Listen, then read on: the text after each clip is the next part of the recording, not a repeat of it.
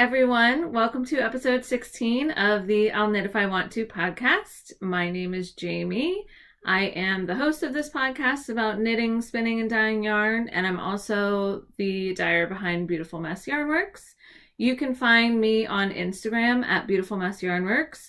I do have a Facebook page that's not super active, and as always, you can head over to www.beautifulmessyarnworks.com to find hand-dyed yarns and lots of other goodies. So it has been a very long time since I've recorded a podcast, so we have a lot to talk about. I have a lot of finished objects. I have a couple things on the needles. I'm going to do the recap of Vogue Knitting Live for you and also talk about some really exciting things that are coming up in the near future for myself and the shop. So let's go ahead and get started. It is nice to be able to sit and chat with you about this stuff sort of whenever I have a lot of stuff to talk about. My husband took the kids to the grocery store, so it is all quiet here, but I can't guarantee that you won't hear the occasional bark from my dog, so bear with me. All right, so let's get right to it. I have a lot of finished objects. The last time we talked was a couple months ago, so it was before the holidays. We had family in town for the holidays. Then we went out of town to my brother's in New Jersey for New Year's Eve. Then I headed back just a couple weeks later for Vogue Knitting Live. And we just had my daughter's birthday. So it has been busy, but I have been knitting the whole time. So I have lots of stuff to share. A couple of these finished objects have been done for quite some time, but just because I haven't done a podcast, I haven't shared those with you on here, but you may have seen them on Instagram, but that's okay. So the first one, and these are in order of completion as best as I could remember. The first is my Sunset Highway sweater. And this is a design by Caitlin Hunter, who is Boyland Knitworks. And the yarns that I used, the darker gray is a really dark dye lot of Salty Tales by Hedgehog Fibres. This purple is one of my own colorways. It was just sort of a one-off flash in the pan number one. So that's what I'm going to sort of call those when those happen.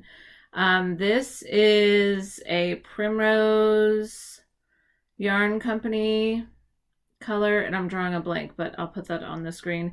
And then this lighter gray is another one of my colorways called Concrete Jungle.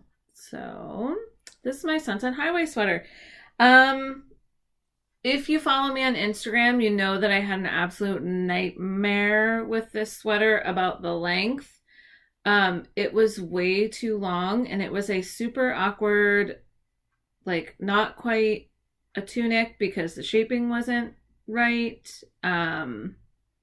but not like short enough.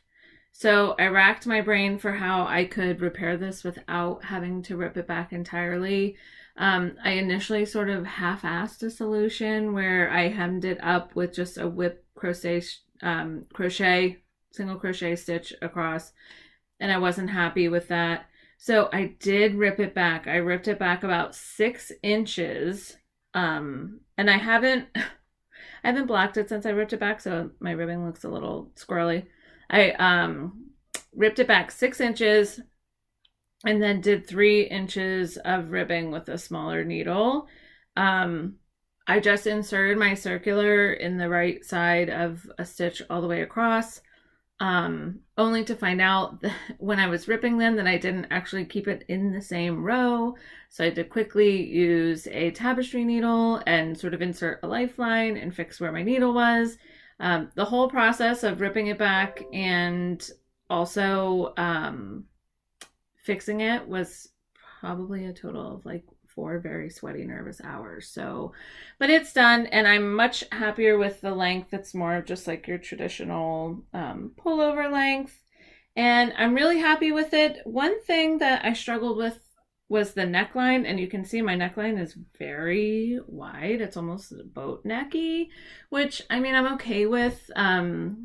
I would have preferred it to be a little more in, but I couldn't really nail down what length circular needle I needed to have it fit both the cast on and then the increases. So, but I love it, and I'm really happy with the color choices. So that is my Sunset Highway sweater. So that's my first finished object.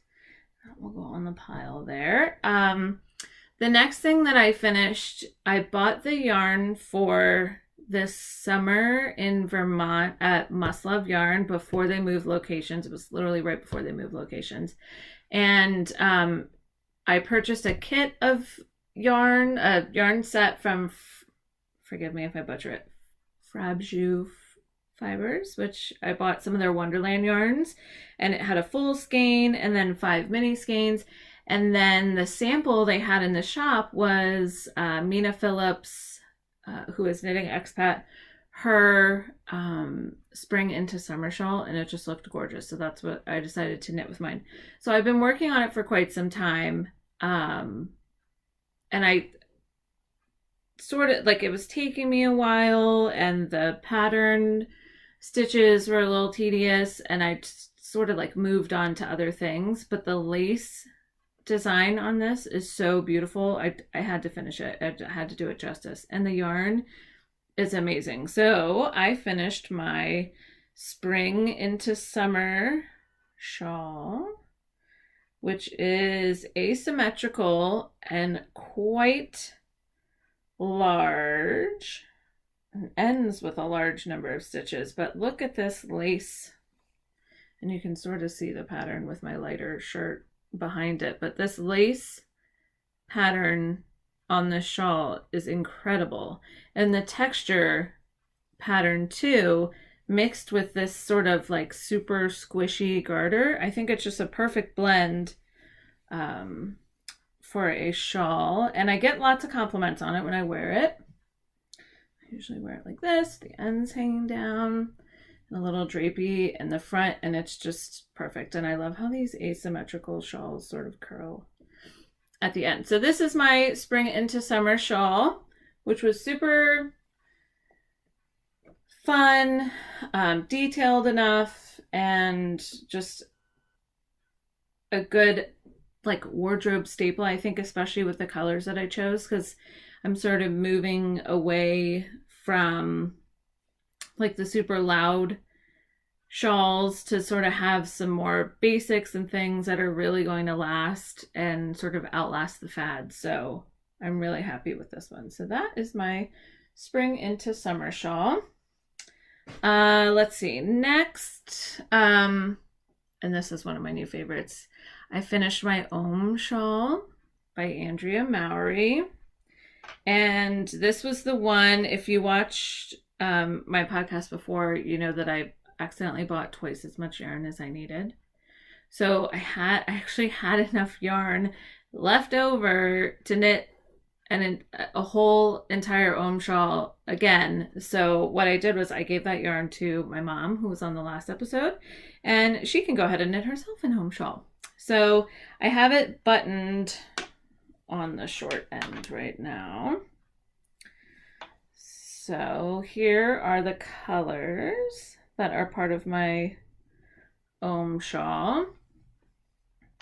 And I used O wool, the O wash, so it's their super wash worsted weight, and it was amazing to work with. It's one of my favorites, and I'm pretty sure I'm gonna get a sweater's quantity at some point to knit a sweater with it, because I absolutely loved it. I want to say this is this cream is Barn Owl. I'm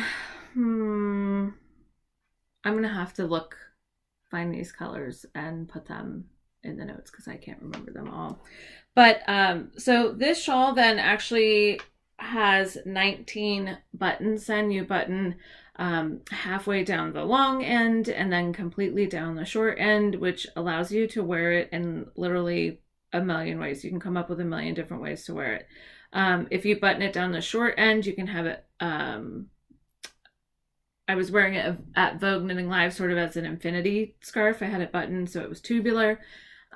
You can button it halfway down the long end and wear it off to the side so the buttons are running down here and you have more of a triangular poncho, or you can turn those buttons to the front and then it sort of looks like a faux cardigan. If you look at my Instagram, the finished object pictures that I posted, I'm wearing it that way and it looks really cool. So I knew that I wanted to get some really nice buttons for this, so I splurged and I got bamboo buttons from Katrinkles knitting jewelry that have the little like stockinette or like ribbing print on them. So those are the buttons that I chose for my Ohm shawl. I'm super happy with how it turned out. And I actually oh, sorry, one of my buttons just hit the table. I actually at Vogue Knitting Live was able to show the shawl itself to Andrea Mowry, who was the designer of the Ohm shawl, and also show the buttons to the owner of Katrinkles Knitting Joy. So that was a lot of fun, getting able to share finished objects using those people's creations and designs. So that is my Ohm shawl. My next finished object, I think this was finished first, is my May by Andrea Mowry again. I really love her designs. Like I love her early designs, how they're like classic and clean. And I forget who I heard use this term, but they all have like really knitterly details in them. So this is the May, and this was knit with Miss Bab's yarn, the Yowza worsted base in her moss colorway. It has a high-low hem, which is perfect for wearing over leggings. It sort of covers the bum. It also has this faux seam running down the front, the side, and also the back. And I really love this mossy green color and how, you know, you can tell it's hand dyed. There's slight variations in it, some lighter spots, some darker spots, and I personally prefer that much more over commercially dyed. It has the double V-neck and just these sweet little short ribbed sleeves, and then also you get this faux seam effect down the top. So that is my May pullover, which I'm very happy with that. This yarn is very soft and squishy, and this was the first time I did a broken stockinette, which I really like the look of that. It's nice. It's, you know, the same ease as knitting stockinette in the round, but it gives it just a little more texture and detail. So that is my May pullover. And again, I will in the show notes add all the names of the patterns, the yarns, and the colors and everything. Okay, so my next finished object was actually the first thing I did on my Make 9 list for 2018, where you select 9 patterns or projects that you want to complete for the new year. And I wanted to try Susan B. Anderson's Smooth Operator sock pattern because I was really intrigued by the afterthought heel, but also terrified when you see images and videos of people cutting live stitches. But I was more comfortable with her Smooth Operator sock pattern because rather than cutting live stitches, you actually use waste yarn at the heel of your sock and then come back and do the afterthought heel. I was really intimidated by it until I also realized that it's basically a toe decrease at the heel of the sock and not any sort of super complicated short rows. So I used the yarn from the 2017 Camp Knit Along kit that I got, and it's a sport weight yarn, so I cast on fewer stitches. I believe I did 52 rather than my normal 64. and I just have a 2x2 ribbing, and then you know, the leg of the sock. I wanted to make it a little shorter because I also was terrified of running out of yarn before I finished both pair. And then just vanilla, you know, down to the toe. And then this has the afterthought heel, which was the first time I did that, which the smooth operator socks sort of gives you a recipe if you're using self-striping or self-patterning, where you don't necessarily break up your stripes. So I knit until I had, you know, this sort of, this yarn colorway is called Campfire, by the way. Until I had this like fiery stripe, I did the short green stripe, and then I pulled from the center of my yarn cake to do the heel, which just happened to be another fiery stripe, which I sort of wish it was a little bit more broken up. And then you just return back to where you are on the outside of the cake, so you continue with the stripes and they're not really broken up. So the issue, I'm gonna take a drink.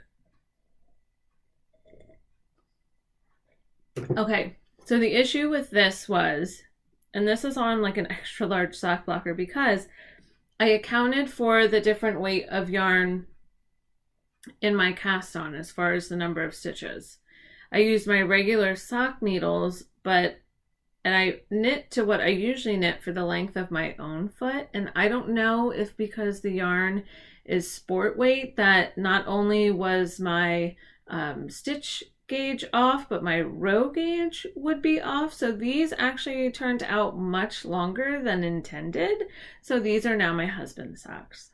So I have accidentally knit my husband 2 pairs of socks in a row, because he also got the last pair once he realized that contrasting cuffs, heels, and toes were a thing. He had to have a pair. So these are now my husband's socks, which he really, really likes. So that's okay. I'll let him have those. So that was all the stuff I have off my needles. Currently on my needles, I have a pair of socks for myself, which I can guarantee are going to fit me correctly. And these, I'm calling these my Valentine socks. And it's the first cabled sock I've done. And okay, so I'll show you. All right, so these are the Clark socks, which have this gorgeous cable running down the length of the front, and then this super cute little baby cable that just runs down the back of the leg.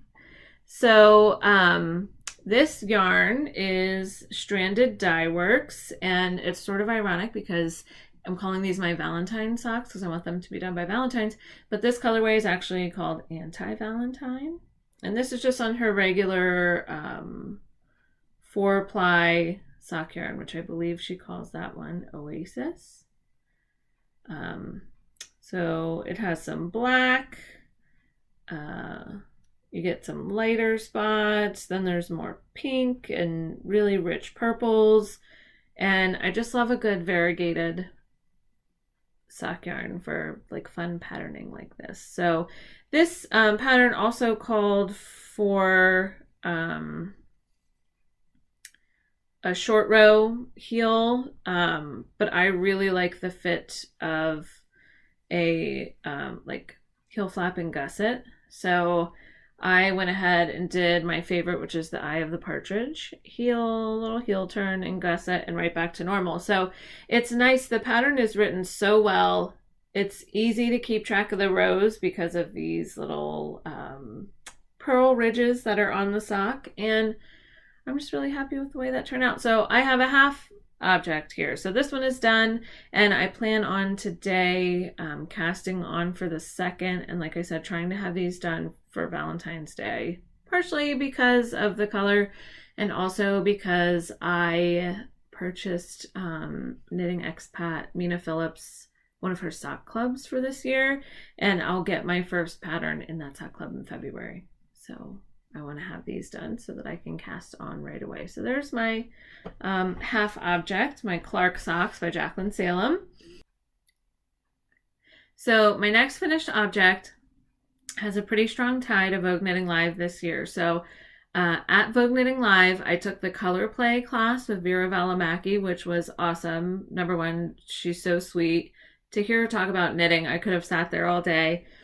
And as part of taking the class, we talked about different color schemes in knitting. And when we were talking about that, I thought, I've never really done a monochromatic sort of shawl. So I knew that I wanted to move in that direction with one of my next projects. And she so graciously gave us the pattern for her Neon Beast shawl, which is probably one of my favorite things I've ever knit because I'm sort of obsessed with the look of garter stripes, which she is too. If you've seen a lot of her patterns, they incorporate a lot of garter striping. So this is what I have done so far.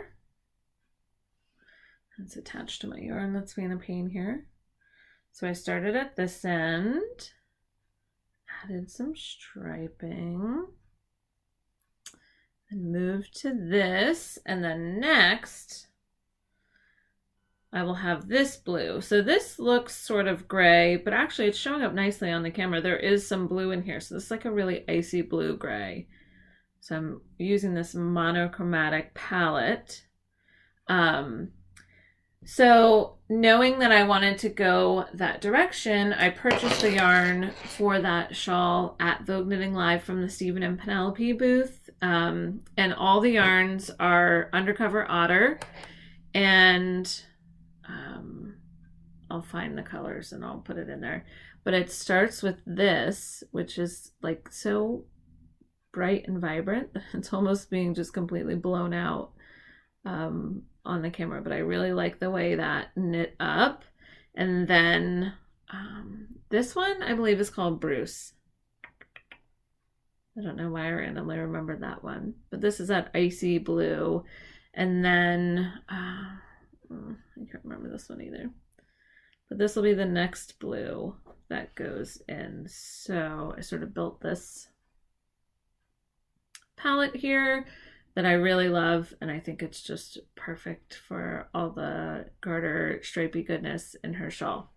So that's the other thing I have on my needles. Generally, I tend to have a pair of socks, a shawl, and a sweater, but I don't have a sweater on my needles right now. But I'm going to talk a little bit about what's coming up as far as, what's in my queue with knitting. So you'll see some possibilities there. Let's see. So on my bobbin, I'm still working on that loop bullseye bump. I have one bobbin of singles completed and I'm working on the second one, and I want to finish that up before the Flying Fibres weekend retreat because I want to have something new where I'll have a lot to work on while I'm there because, we spin and knit for hours on end. So I want to make sure I have enough to do there. So look for that on Instagram as I finish that up. I'm sure I'll post pictures there. So I'll do the Vogue Knitting Live recap. So fortunately for my mother and I, my brother lives in northern New Jersey, about 20 minutes outside of the city. So we drove out Friday night and stayed with him overnight Friday, and then woke up very early, and he was kind enough to chauffeur us into the city and drop us off so we didn't have to deal with public transportation. So that was really nice. So we got there in time for registration. We took a 9 o'clock class. We took the color play class with Veera Valamaki, which was incredibly helpful, not only as a knitter, but also as a dyer, with a lot of the color theory and sort of her ideas of selecting colors if you're going for, something neutral or more bold, and how to coordinate colors together. So that was really fun. That went until noon. So we ate lunch. We got our lunch at the Live Cafe, which was up on the 7th floor balcony. And knowing that it was sort of a la carte sandwiches and chips and things, I wasn't quite sure what to expect. But of course, being at the Marriott Marquis, an a la carte sandwich is, roast beef with truffle oil and arugula on Asiago. So it actually ended up being a really yummy lunch. So we were really happy with that. We did a little bit of marketplace over lunch, which was crazy because everyone was there for that break in between, because there's nothing really scheduled from about 12 to 2. So that was a little overwhelming. Then we had a 1-hour lecture on common knitting pitfalls and how to avoid them. That was pretty helpful. I went into it almost thinking it was going to be more technical, like maybe fixing mistakes, things like that. But it was sort of more in general based on, I believe, Laura Bryant's sort of observations of knitting and maybe how more geared towards how garments fit. So that was pretty helpful. And then my mom and I had time to really hit up the marketplace because some people were still in classes, other people were going to lectures. So it was a little less crowded. So I'm going to share with you my haul. Those 3 skeins of Undercover Otter were part of my Vogue Knitting Live haul. Some other things that I got, also from the Stephen and Penelope booth. I got this sort of quirky tote bag, resting knit face since forever. That was really cute. I've been accused of having RBF, which, if you're not familiar with that, that's resting bitch face. You may have it if people are constantly asking you, are you okay? Or what's wrong? When it's really just the natural resting state of your face. So I definitely had to get that bag. What else? Okay, so this was another skein that I got called Fairy House on Fuse Sock from Fuse Fiber Studio. And it just has the most amazing speckles. And I saw it and I thought, this is going to be a fantastic pair of socks. So my plan is to use this when I get the first pattern from Mina from the Sock Club for that pair of socks. So I wanted to make a point to get to her booth because she actually grew up in central Pennsylvania, not far from where I work. So it was really nice. I sort of teased her on Instagram that I was going to bring her Pennsylvania delicacies, and she asked me not to bring her any Pennsylvania meats. And for some reason, Pennsylvania is known for its random weird meats. So that was cool. She was right next to the Katrinkles booth, so I got to stop by there and show her the buttons on my own shawl. So that's part of my haul. The other part of my haul I have on this bag, which I'll talk about this bag shortly. But I got the resting knit face pin from the Stephen and Penelope booth. I Feel Like Knit from Shelli Can, who was sharing a booth with Junk Yarn.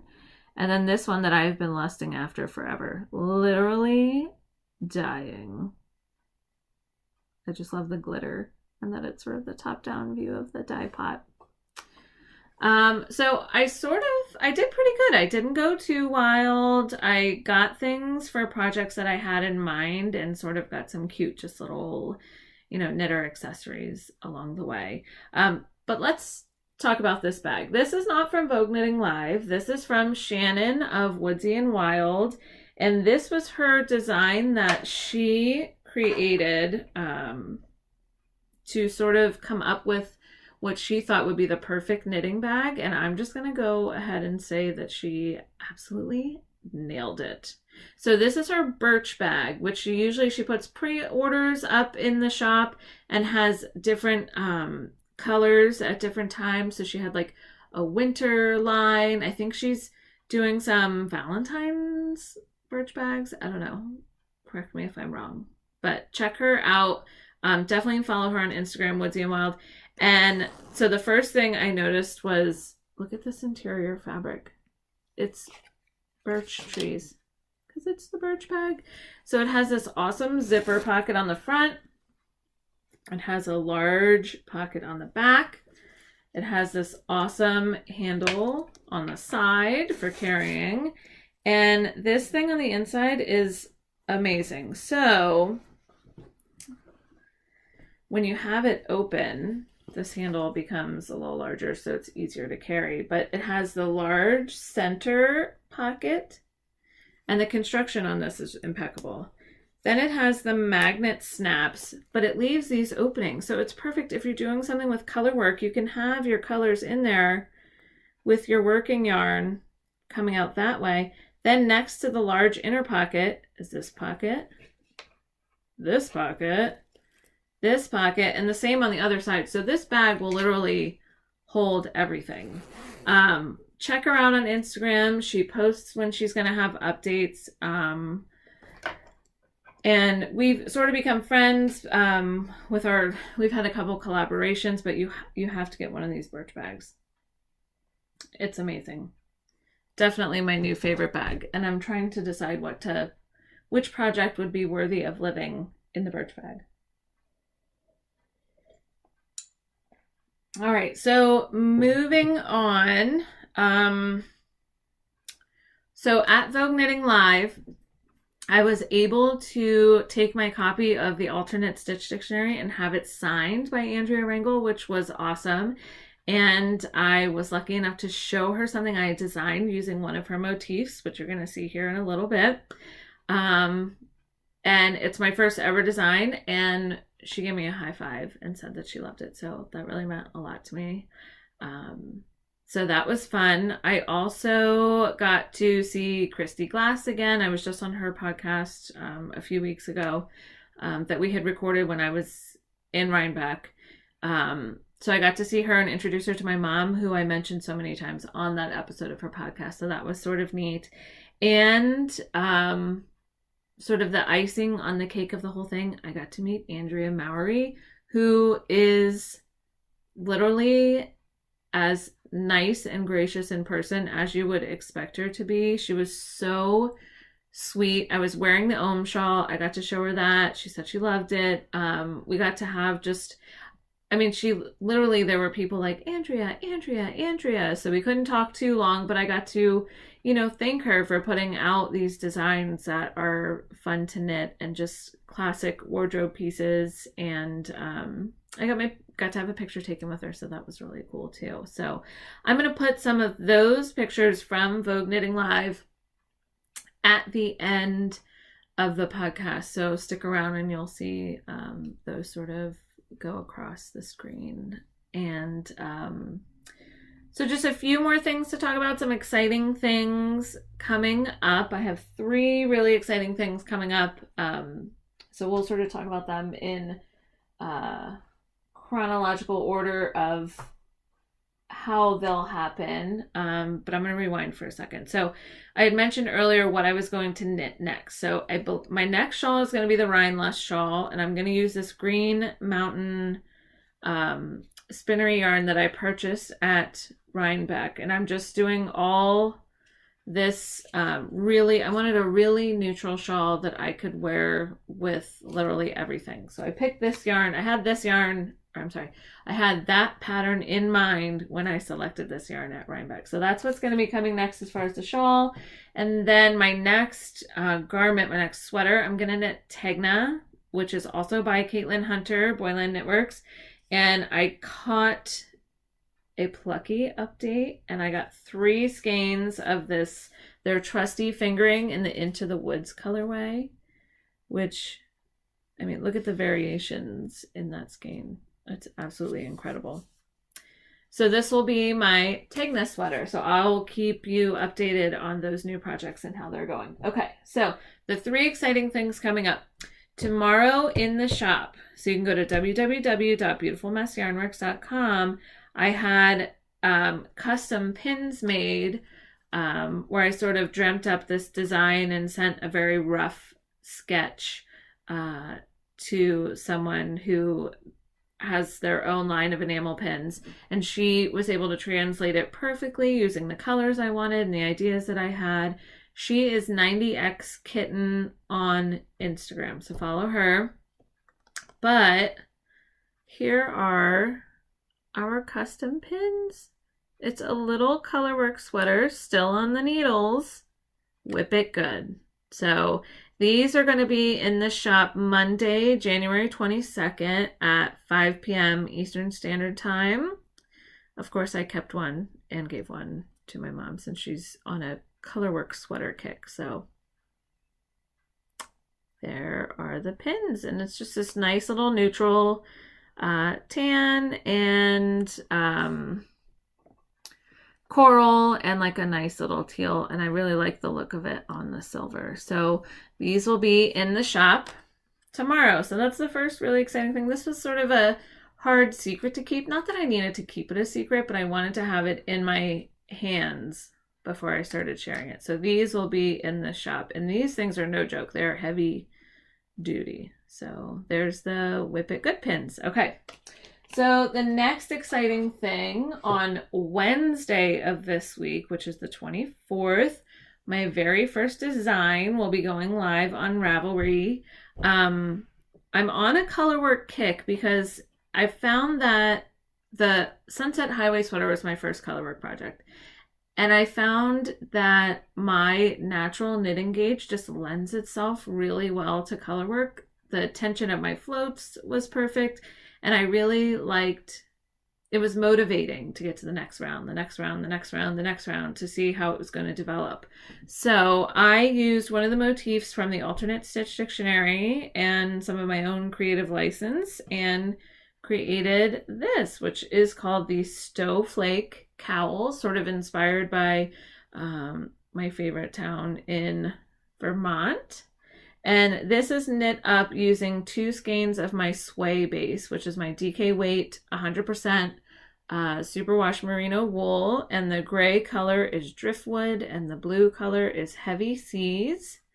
And the inside looks just as neat as the outside. That's just one of my particular things. I think my great-grandmother was a stickler about that with cross stitch and other things. So, but it's perfect. I mean, the length ended up perfect as far as the height of the cowl. It's nice and warm.